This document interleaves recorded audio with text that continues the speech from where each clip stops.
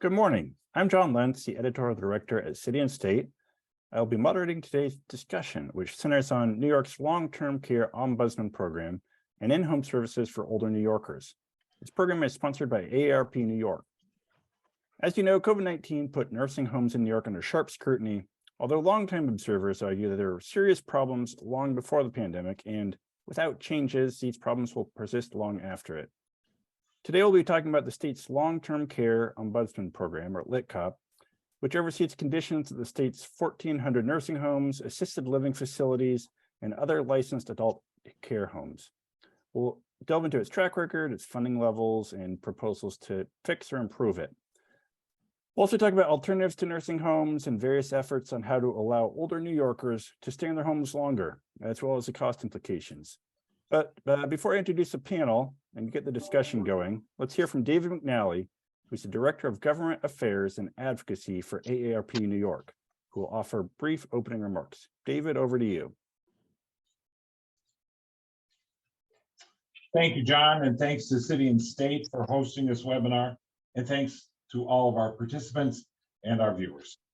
New York State's nursing homes and home care services need a lot of work. Years of underfunding have severely hampered both the availability of home care and the oversight of nursing homes. Most New Yorkers want to receive care in their own home, and home care is critical in supporting the unpaid family caregivers who care for our aging loved ones. As New York's population rapidly ages, the need for home care will only increase. But there are already thousands of older New Yorkers stuck on waiting lists for in-home care programs, which provide things like home delivered meals and assistance with other daily activities. These waiting lists are the result of these programs not receiving adequate funding.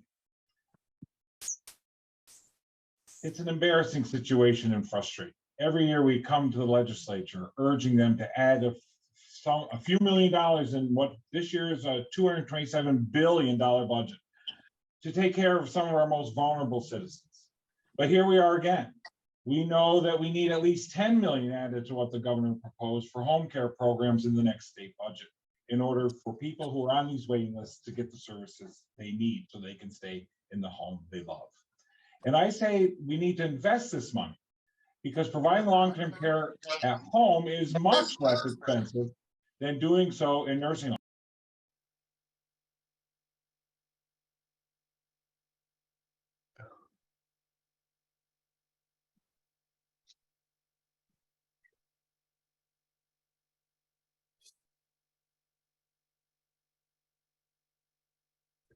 Sorry, David, you're on mute. If you can try to unmute yourself. Sorry. How long have I been muted? Just about 30 seconds. These waiting lists are the result of the programs not receiving adequate care. Every year we come, or funding, every year we come to the legislature asking for a few $1 million more to help the state's most vulnerable citizens. In a $227 billion budget, this year we need about $10 million to take care of some of our most vulnerable citizens who are trying to live their lives and stay in their homes. That's what we need in the next state budget, about $10 million more than what the governor's proposed for this year. It's an investment, and I say investment because providing long-term care at home is much less expensive than doing so in nursing homes. The more home care we can provide, the happier and more satisfied and healthy people are in their home, and the happier taxpayers would be too. We should also pinpoint where there is need, but county by county data is hard to come by. There needs to be more disclosure about where the need is and where the money is going once it's appropriated. For those who must live in one of the 1,400 nursing homes, assisted living facilities, and other licensed care facilities statewide, oversight has been severely lacking. Oversight is provided by the state's federally required but woefully underfunded long-term care ombudsman program known as LTCOP. Nearly 80% of facilities in New York City and over half statewide received no LTCOP visits in the last 3-month period the reporting data is available for from last year. Ombudsmen act as the eyes and ears of nursing home residents, addressing concerns and complaints, and ensuring long-term care facilities provide quality care. But eyes and ears don't work if they're not there. Adding 15 million in the next state budget would allow LTCOP to hire 235 full-time staff. That should ensure a weekly ombudsman visit to all facilities, the program's own standard. We need action to ensure adequate home care and adequate nursing home oversight. You, those viewing today, could join us in asking your state legislators to address these items in the budget negotiations going on right now, with a budget due in a few weeks, April 1st. Go to this easy to remember address, action.aarp.org/nybudget. That's action.aarp.org/nybudget. Again, thank you for this important forum, and we look forward to this important conversation and hopefully important action this session. Great, thank you, David. And now I'll bring up our panel and introduce him shortly. We'll go right in. I'd like to introduce State Senator Cordell Clear, who is the new chair of the State Senate Committee on Aging. We also have with us today State Assemblymember Ron Kim, who chairs the Assembly Aging Committee. Also sitting on that committee is State Assemblymember Sarah Clark, brings some upstate perspective to the discussion today. Outside of the state legislature, we have Richard Mollett, Executive Director of the Long-Term Care Community Coalition, and Lindsay Heckler, Supervising Attorney for the Center for Elder Law and Justice. And finally, Bill Ferris, the Senior Legislative Representative for AARP New York. Thank you all for taking the time to join today. And you can go ahead and unmute yourselves. We'll jump right in with our discussion. You heard some statistics from David, but wanted to hone in on one particular number here. According to a new report from AARP New York, during the third quarter of 2022, I think that's the most recent data available, nearly 80% of New York City facilities received no visits, 0 visits from an ombudsman, while statewide 52% of all facilities did not receive an ombudsman visit during that 3-month period. What is your reaction to that? And Senator Clear, let's start with you. Sure.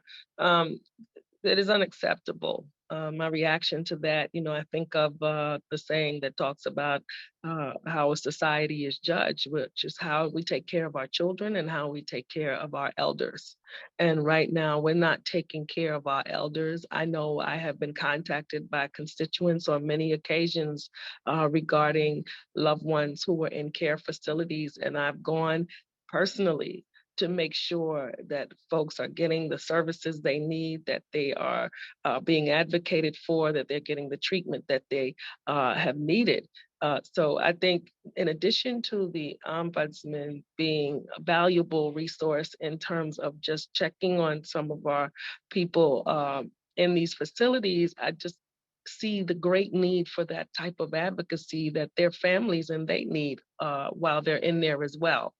It's not easy when you're trying to be well, trying to get well, or just trying to live daily, and then you have to worry about, your rights, and you have to worry about your care and the people who are caring for you. So it is unacceptable. This program needs to be fully funded so that we can get the right employees out there. And when I said also coupled with fully funding, we need to pay workers according to the rate of inflation, a living wage, a fair wage, so that they can take care of themselves and their families to do this kind of work. Thank you, Senator. And we'll follow up on some of those issues a little bit more in detail. But Assemblymember Ron Kim, over to you. Thanks, Sean. Yes, I want to thank AARP for conducting the much needed research around the LTCOP program, the long-term ombudsman program. And it shows a desperate need for us to pay attention to the needs of the older adults. And we definitely need to not only protect their rights, but strengthen their rights moving forward. And one clearest way to do that is to empower the very program that we designed many years ago to go in and be a voice and advocate and the watchdog for the residents for the state of New York. By design, we've undercut and undermined this program because as a state, we prioritize the needs of the industry and their ability to extract profits from nursing home and long-term care facilities instead of really, making solutions around the families and workers on the ground. This is the opportunity with the partnership of AARP and our advocates who have joined us today to really transform the way we think about long-term care on older adults. And by fully funding, as the senator said, we're pushing for up to 15 million to not just fully fund, but build the administrative capacity to professionalize this industry so they can fully do their job on the ground. And a quick follow-up for you, Assemblymember. We heard briefly from the senator on this. Do you hear about these issues from constituents? Have you had any family members, relatives who have faced this firsthand? We've had a record-breaking number of 911 calls in the last 3 years in these facilities. There are residents who are desperate for support. They don't have no idea what the Ombudsman program is because they don't see them, and they're supposed to be visiting these facilities once a week.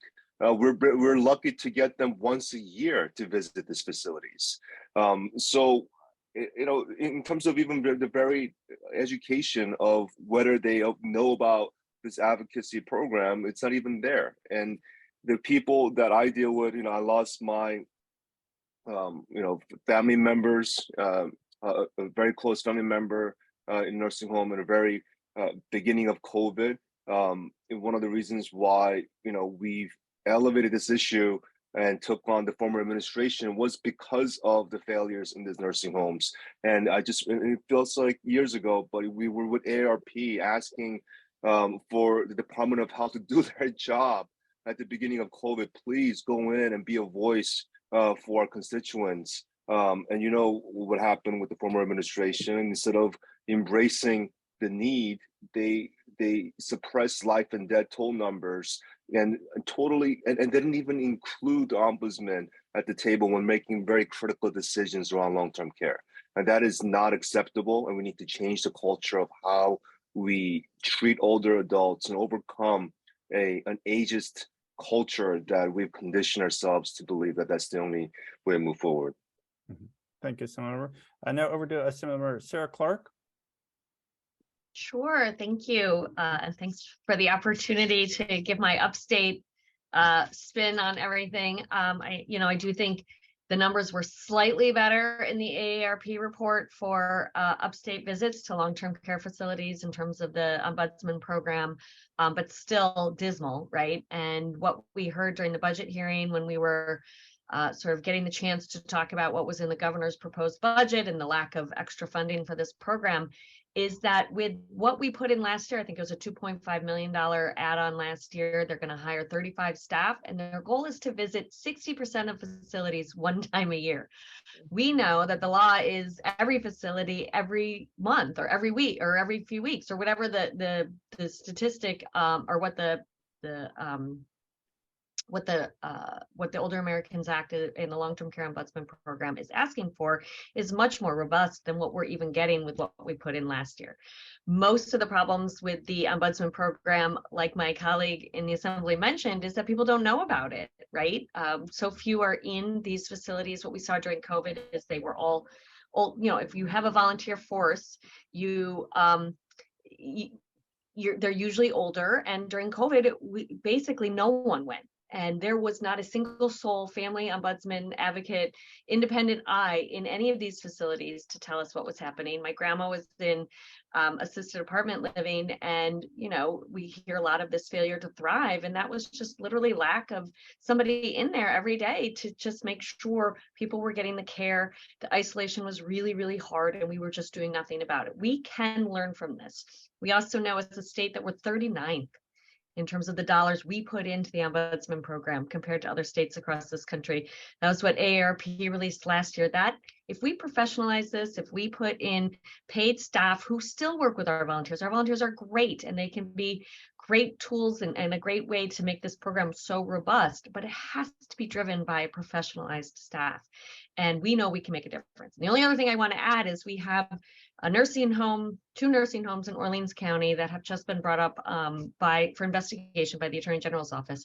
We know those complaints came from the ombudsman. We know that investigation started by having someone there, an ombudsman there, who was able to accelerate the issues to a high level to make sure that facility is now going to be held accountable for what they're not providing to their residents. So we do know it works. We know it works if we can really make it robust, really professionalize it, and really put the resources in that it deserves. Great. Thank you, Assemblymember. Let's go now to Richard Mollett with the Long-Term Care Community Coalition. And Richard, I believe you've been long before COVID paying attention to these kinds of issues. So let's hear from you. Hi, thanks so much. So, as the Senator Clear was saying, as Assemblywoman Clark was saying, and in particular, as Assemblymember Kim was saying, who I know has experienced this, as he said, personally, as well as has really been in the forefront of speaking out on these issues for the past several years. Nursing homes have been in crisis in New York for many, many years now. We are persistently, as the Assembly member Clark was just saying, that we're at the lower 20% in terms of funding for the long-term care ombudsman program. We are also persistently in the lower 20% in the nation in terms of staffing. So our staffing levels are very low, and that leads to all the things that she and the Senator and Assembly member Kim were talking about in terms of poor care and which was, again, exacerbated during the COVID pandemic. That failure to thrive just really, it just hits at one's heart to think about residents that were essentially abandoned by the state because of COVID, just when they needed that oversight and monitoring the most. And for that reason, we need to have a professional ombudsman program that is robust, that is in there, that knows the facilities, that is in once a week, as the Older Americans Act says should be, and as the federal LTCOP says should be, and that are really getting to know residents and monitor them and get to know the facilities and get to have a rapport to be able to work with those facilities. So it couldn't be more important at this time. Thank you. And actually, a quick follow-up with that. In our comments, we heard from Ann Selfridge, who says, "Hi, I worked in nursing homes for over 10 years. And ombudsman was never even taken seriously from what I saw." Can you react to that, Jamal?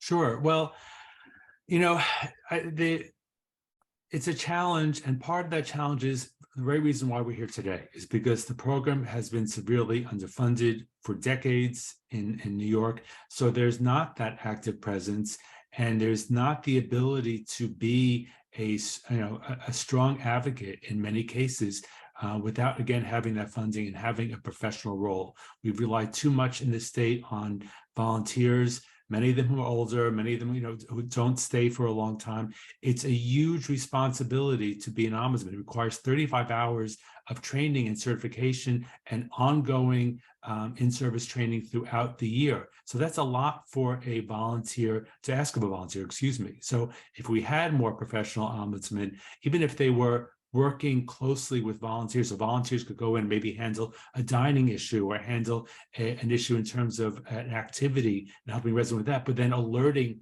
a professional staff person about a more significant, more serious issue or significant issue, that they can then have that, take that to the head of nursing and take that to administration and potentially take that with the resident to the Department of Health. That would make a really big difference in terms of this program being seen more seriously and accomplishing the things we wanted to accomplish. Great, thank you. Now let's turn now to Lindsay Heckler with Center for Elder Law and Justice. Thanks for your patience. Over to you. No, well, and thank you for having me here today. I also want to echo my thanks to Senator Clear and Assembly Member Kim and Clark. Thank you for your dedication and attention to the needs of older adults.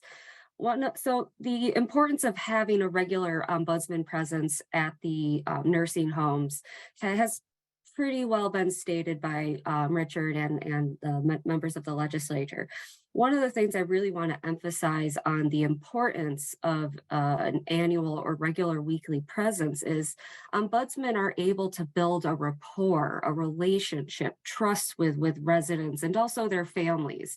And that trust is really essential into not only one, empowering residents to help them understand, yes, I have rights, I can speak up to my rights. I demand, having staff to help me go to the restroom, for example. They're also very important in helping residents feel safe in reporting their complaints. So for example, in the Buffalo area, we have a partnership with a program we at the Center for Elder Law and Justice work closely with. There was a resident who was being financially exploited while in the nursing home. The resident would not allow our attorneys to take legal action on their behalf.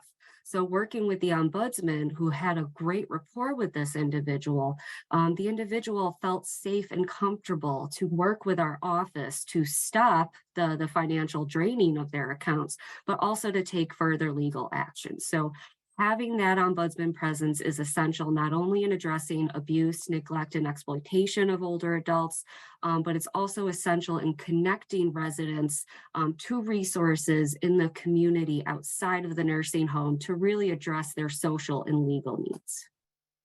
Great, thank you. And now I'll turn to Bill Ferris at AARP. Obviously, Bill, these statistics, your organization put them out.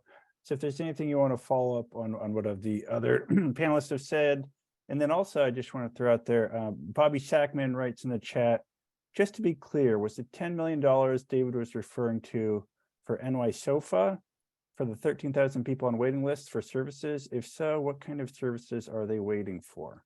So Bill, over to you. To start with the LTCOP program, Yep.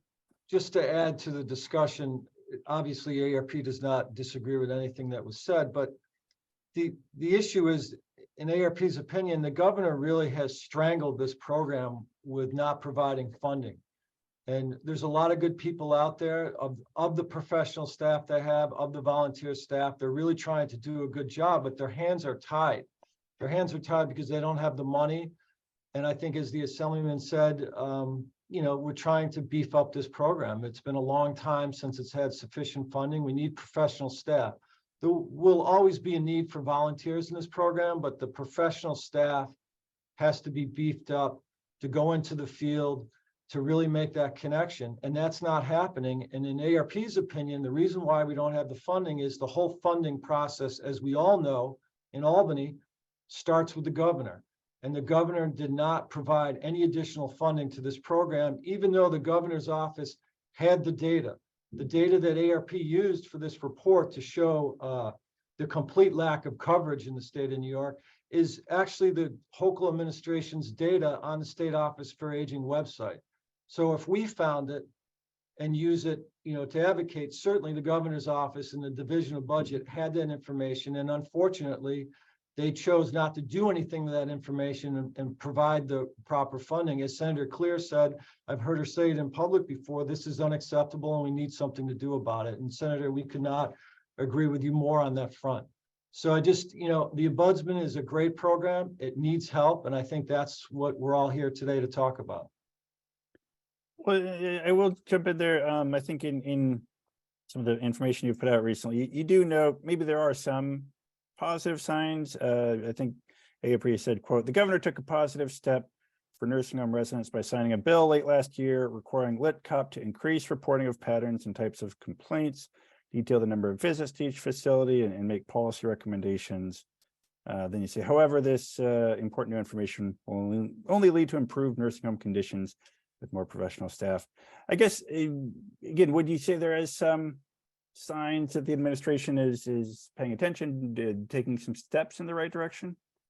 Can I mention that was my bill with Senator May last year, and we were Certainly. actually really nervous about whether or not we were going to get that signed. Yeah. Part of the issue we know is that the office SOFA is supposed to be putting out reports annually, and they haven't. What was it? It's 2 years now, 3 years that they haven't put out their report. So as much as we are trying to really require this and try to put more teeth into the program and some more accountability, if they don't do it, we don't really have the teeth to do much about it. We know DOH is understaffed, but this idea that we don't have to get this information in the hands of interested people in the state of New York is really not true, given the fact that we've tried to really put it into law. We are hopeful now that she has signed it, that this is a step to say, we understand we're supposed to do this.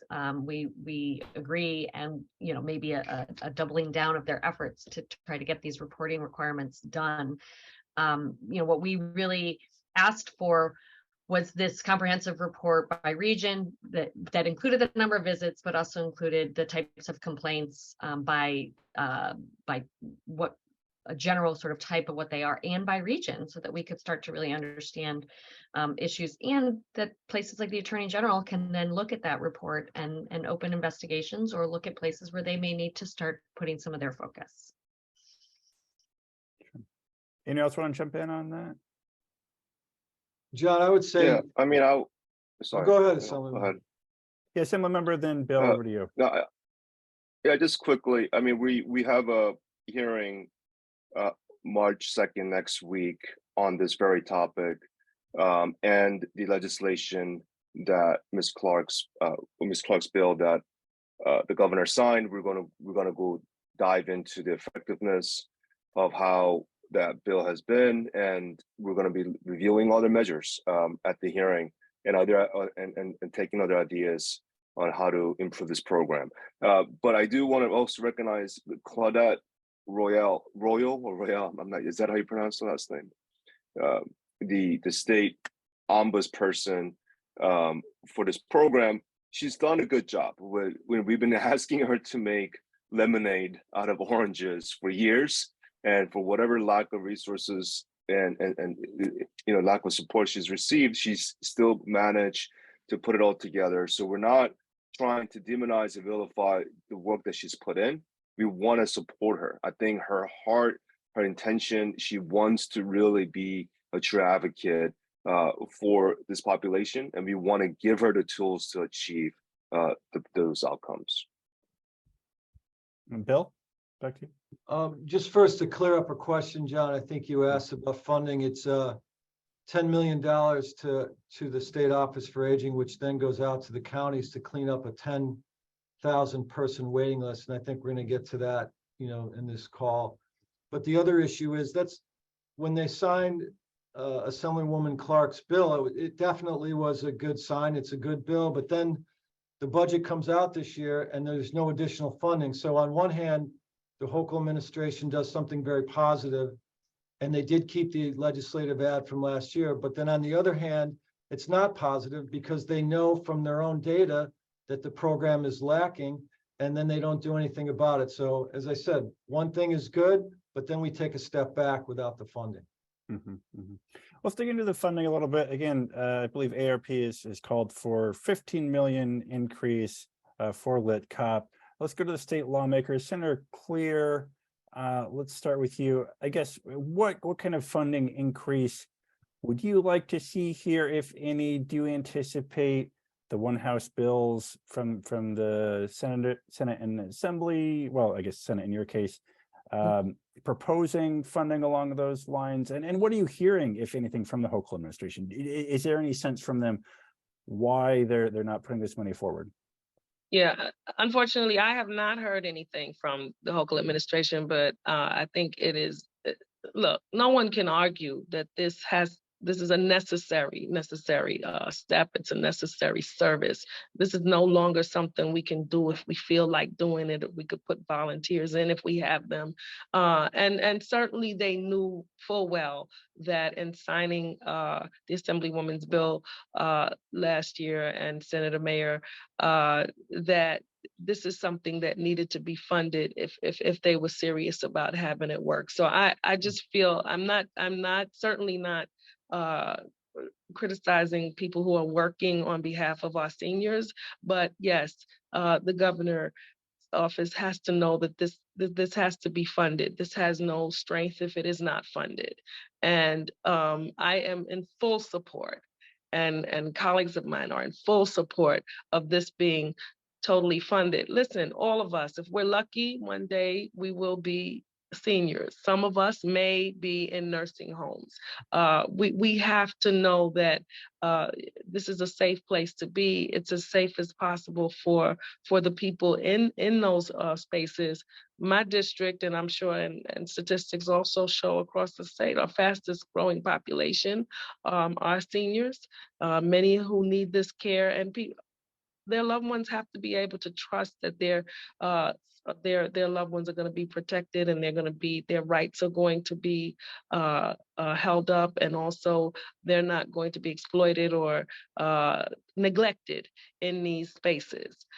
So that's really what we're talking about. We're talking about caring for people. And it should be people over profit. And we have to make sure that we're putting our money in the right places. We need the full $15 million this year to start. And, we need to look at what we need going forward to do more. But absolutely, we have to, and I think, I forget who mentioned it earlier, but it does have to be professionalized in a way that people do have some authority and some power. I think someone wrote in the chat that people don't take the ombudsman seriously in certain places. That has to change through legislation. It's a program that needs to be respected because it's a very important and critical role. And you're talking to someone who took care of both of my parents before they passed away, and had to deal with a nursing home, at least in one instance. And it's very hard to carry on with your life and go to work, and it's just like having your children. You want to know who's taking care of them, and you want to know that people are looking out for them when they're there. Great, thank you, Senator. And I'll go to Assemblymember Kim and then Assemblymember Clark weighing in on that proposal for $15 million for this ombudsman program. I just want to say that the senator is, absolutely correct about, the why we need to be funding this program, and her personal stories definitely resonate with the rest of New Yorkers. This isn't charity. This is actually economic investment, because as she pointed out, it impacts people, working people, middle-class families that have to sacrifice a lot if we do not provide the support programs to make sure these older adults are feeling safe, and the families are feeling safe, placing them in these facilities if they need to. I think this is a litmus test for this administration for two things: whether they truly care about older adults, and secondly, whether they actually have the competence to build the administrative capacity to execute a simple program that the state is overseeing. The ombudsman program could be something that's amazing, could be a model for the rest of the country, and New York can take the lead. Or we could just say, you know what, we're just going to continue to contract billions of dollars to these facilities, institutionally push into facilities that have no oversight, and call it a day and just look the other way. So that's an easy way out, because that means that the administration don't have to fund anything. They don't have to build any capacity to help older people. And they can just say, oh, we signed a couple of bills, but we're not going to actually administer anything. That is a failure of administration. And this is a great moment for the Governor Hochul to step up and really change the mood, the energy that the previous administration, the previous era of governance lacked. And as a first female governor who made history in the state of New York, what a wonderful and transformative moment for her to step in and say, we are truly going to bring and usher in a caring economy, a caring, compassionate state for this state that will lead the country. Mm-hmm. And Assemblymember Clark? Sure. We know that our older New Yorker population is our fastest growing population in the state of New York. So I think what was really disappointing about this budget, initially when we looked at the executive's budget, was that it did not take that into consideration, right? We've heard a lot in the chat, and I've been trying to follow it as best as possible about home care, and I can't think of myself and my other two colleagues here of people who are more dedicated to getting our home care workers fair wages and understanding that is a growing and huge piece of our population, of our solution to making sure our older New Yorkers are cared for. But to say that no one's going to end up in long-term care facilities, to say that family members aren't going to, for whatever reason, have to be there isn't, we have to understand that that's still going to be a part of all care. It's never going to go away. And if we don't ensure that it is safe, that it is that we are treating every resident there with respect and taking care of their needs and doing all the different things, then we are failing them. And the Ombudsman program is a really big piece of it. I think we've all looked at the budget in terms of our older New Yorkers, and we need to get fair pay for home care workers. We need to get the Ombudsman program properly funded. We've looked at expanding NORC funding so that we can get these naturally occurring retirement communities. We can get more of them across the state of New York. They've been proven to be really effective. We need to get more dollars into the critical services for our older New Yorkers to meet basic needs. We have to get people off waiting lists. It's sort of a full package of what we know needs to happen to make sure that we're recognizing the fastest growing demographic group in the state of New York, and we're adding the resources needed to make sure they're cared for, because like everyone here has said, it is, we're all watching to see how, the governor and everyone else, all our leaders are going to treat this demographic group and making sure that we're doing our responsibility. Got it. Thank you. And in a moment, we'll get to a couple other related points. I think we'll hit on the actual workers in the nursing homes and pay there, as well as alternatives to nursing homes. But Lindsay, before we move on quickly, I want to ask you to hit on two things. One, involuntary transfer from nursing homes. My understanding is LTCOP plays a role when people are discharged, including involuntary discharge from nursing homes. Though, again, if these people, these ombudsmen, are not in these facilities often enough, someone may come in and come out and not even really connect. Could you talk about that a little bit? Yeah, so under both federal and state law, every nursing home is required to send an involuntary discharge transfer notice to the Ombudsman program.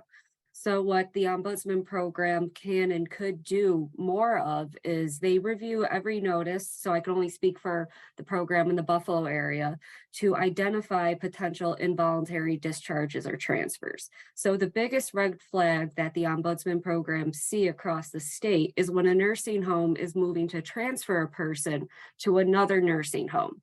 Sometimes it is voluntary, but oftentimes it is not. And individuals are being transferred out typically because they need long-term care after usually Medicare is no longer paying for their stay. So that's one benefit to having ombudsman.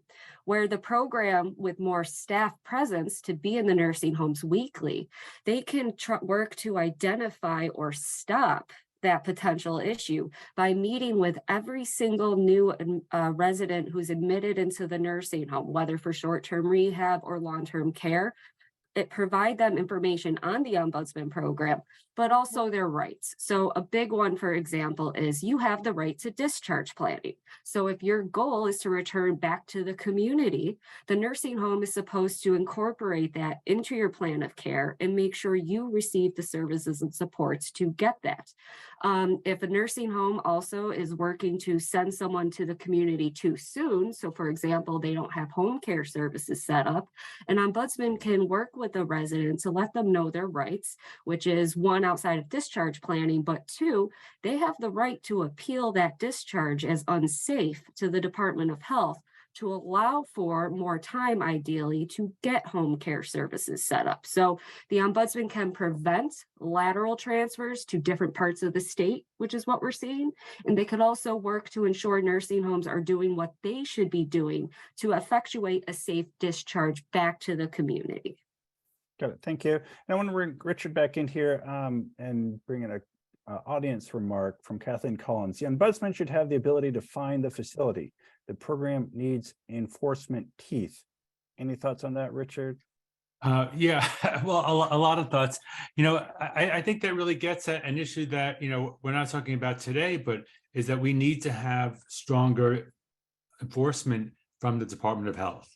It's really important for people to understand that the long-term care ombudsman program is absolutely critical for the things that we're talking about today: weekly monitoring, seeing what's going on with the facility, talking to residents, finding out what's going on with them, educating them about their rights and helping them to implement those rights. But under the federal rules, the ombudsman program does not have regulatory authority. The ombudsman program does not have the authority to penalize, such as fine a facility. That is the role of the Department of Health. And part of the reason why we're here today is because, unfortunately, and this is true nationwide, but it's especially true, unfortunately, here in New York, is that our Department of Health does not adequately identify when residents are harmed or put at immediate jeopardy, and take steps to ensure that the providers, the operators, are acting in compliance with minimum standards of care. And I also wanted to, we could probably have an entire hour-long discussion just on this point, but you wrote, just I think to the panelists here, staff shortages are a result of low pay and demeaning and dangerous working conditions. Nursing homes have an average of 50% annual turnover. So again, part of the picture here is just the nursing home staff and real challenges on that front. Could you give us a quick overview on that piece of the picture? Sure. I mean, this is something our organization has been around since 1989. And I'll just, if I can, quickly say that our website, nursingHome411.org, we post the staffing for every single nursing home in the state, and actually every single nursing home in the country, based upon their reported payroll-based records. So people can see the staffing in the nursing homes in their county, in their district, in their community, and they could look and evaluate what is going on with the nursing homes, make good choices, et cetera. But low staffing, as I said before, has been a persistent problem in New York, even though we're one of the wealthiest states and consider ourselves a progressive state, as I think Assemblymember Kim was saying before about, trying to be a leader here. We, in fact, for decades, have been persistently in the bottom 20% of staffing. And that gets to the issue I was just talking about, the poor oversight, that nursing home owners, if they want to maximize profits, the easiest way to do that is to cut down on staffing. And that's unfortunately the model that is perpetuated when there is not sufficient oversight of nursing homes. So, but just quickly to get to the writer's point is that the nursing home industry is out there, both in DC and in Albany, saying that, we're facing a crisis, This is, again, something that has existed for decades, and it's something that is entirely of the industry's own making. Working in a nursing home is one of the most dangerous professions in the country. Persistently, if you look at the Bureau of Labor Statistics, nursing home staff are underpaid compared to other settings for care. CNAs, nurse aides, who provide 90% of care, tend to be working at poverty wages. By the way, most of them are women and most of them are people of color. So there is that. But the facilities have this extremely high turnover rate, on average over 50%. And a lot of facilities have over 100% turnover. So of course you cannot run an operation if you have that, an effective operation for your customers, your vulnerable residents, if you have that constant turnover. So that's where it's got to stop. Great. Thank you. Thanks for asking. And we have about 15 minutes left. I want to pivot to another related point, funding for in-home services. Again, trying to avoid sending as many people into nursing homes in the first place, which is what a lot of New Yorkers want. And we'll start with the legislators on this point. What kind of proposals, budget proposals, and the other legislation are in play this year to support unpaid family caregivers or any other efforts to, again, allow people to stay in their home longer? What are the cost implications of that? Let's start with Senator Clear on that point. Yeah, I just want to take this minute just to really say how important it is for us to pay our home care workers. And though there was an increase, last year, it's not enough. This is a long overdue increase, and I don't want to just glaze over the fact that, yes, communities of color, Black communities, this is your workforce. And there are people working in home care who cannot pay to take care of their own families. They are on public assistance. And that's crazy. They are taking care of other people's loved ones and can't even pay to take care of their own. Nobody wants a job like that. You leave your family every day. I know there are people during the pandemic who left their families every day, traveled on public transportation to take care of other people, and they did not get the pay they deserve. That affects the mindset. That affects people's desire to even be a part of that work. And I'm glad you're allowing me this, because it is so critical to the care of our older adults. They are literally their family members, and not just the older people who are disabled with severe disabilities. That they rely on these people to come and do things for them. We have to pay people a living wage. We have to pay people a living wage, and that is a part of healthcare. That is a part of healthcare. I think the gentleman mentioned nursing homes are one of the most dangerous places. Here are people putting themselves on the line in nursing homes, putting their selves on the line even to come out during a pandemic and go to people's homes, and we don't even want to pay them correctly. So, it has many levels to it. This problem has many levels to it, and we have to be serious about taking care of people, and not, smoke and mirrors and playing games on one end and saying, yes, we're going to do this. And these mandates are unfunded and not supported. So I just wanted to take my time to say that. Well, a quick follow-up, Senator. Thank you for that. What are the prospects for any improvement on that front this year or in future years? We are definitely fighting for the larger increase, which is not even where it should be. We want it indexed to the rate of inflation on top of that. We want businesses, we want these facilities, we want them to survive, but we also want, there is talk about in facilities, the Medicaid reimbursement rate that needs to be increased as well. But we also, if we're saying we're moving towards a model of people remaining in their homes for as long as we can, we have to do better.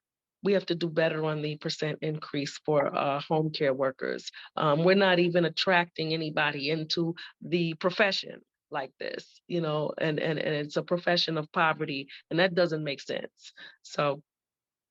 Great, thank you, Senator. And Assembly Member Clark, I believe, has to go for the commitment. I hate cutting in front of my amazing chairman, because he is so gracious to let me be such a big part of all these conversations, and is such a great leader for us on the Aging Committee. But again, I think we've talked about home care. We've talked about this basic needs issue, making sure people are getting access to delivered meals, making sure people are getting some sort of access to food, their housing is taken care of. We have this waiting list of critical services that seniors, our older New Yorkers, are waiting for. And we need to put, I think it was 9.5 million in just to clear the waiting list. And I think that is something really key to keeping people in their homes and making sure that we're doing what we need to do. And I'm guessing the chairman can talk about caregiver tax credits, because that is something he's been really passionate about and trying to figure out a way to, particularly if you're looking at family members that are choosing to leave the workforce to care for someone, that we really need to look at as a piece of this whole puzzle. And I would just add, I have 3 kids. I fight a lot for childcare as well.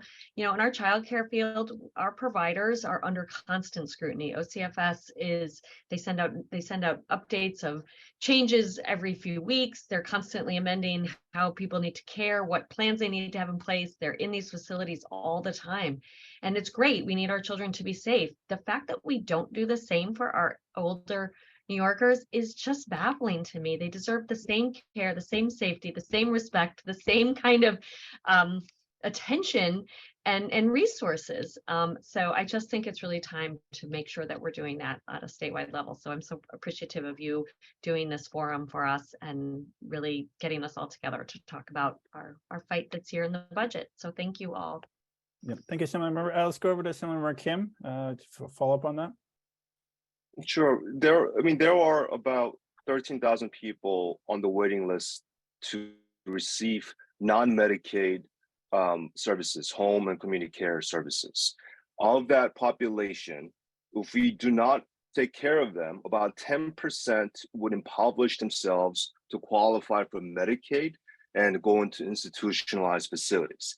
that costs the state about $150,000 for one person when they get to that level. If we invest, a little bit of money right now, we would save the state up to $400 million in Medicaid spending in the back end. That's why we're fighting so hard to focus on home care for the non-Medicaid population, so we can make sure that they can stay where they are, live with dignity, but also save the state billions and billions of dollars in the next few years in Medicaid spending in the back end. And we can do that if we put in a total of $50 million to fully take care of our older adults who are still low income but don't qualify for Medicaid. And that's the space that the senator and I oversee in our respective roles as the aging of committee. And it's an important topic that no one wants to focus on, but it can save the state a tremendous amount of money moving forward on Medicaid. And what do you think the prospects are for that getting into the budget this year? That 50 million. I think, yeah, we've identified a pot of money that we laid aside for a pay for success program.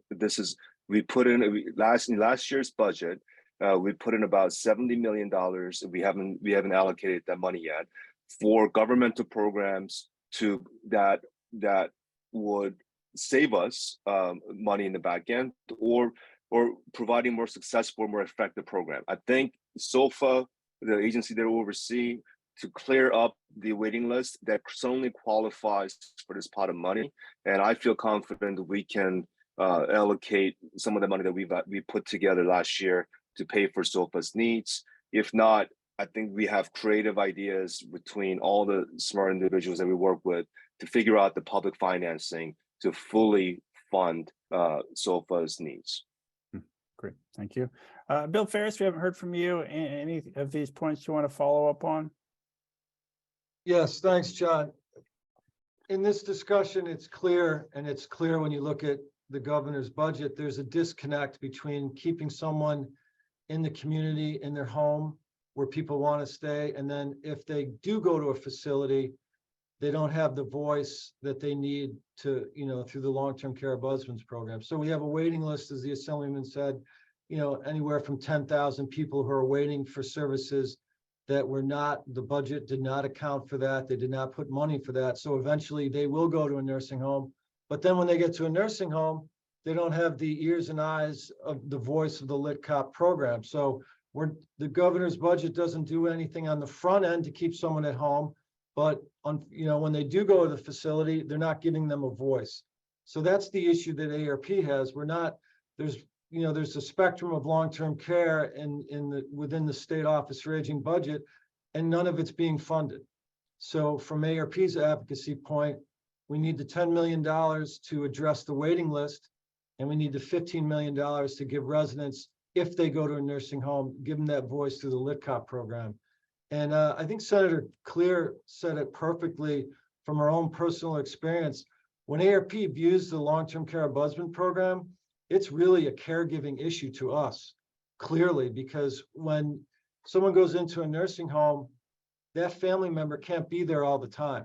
And so they rely on the long-term care ombudsman program to help them.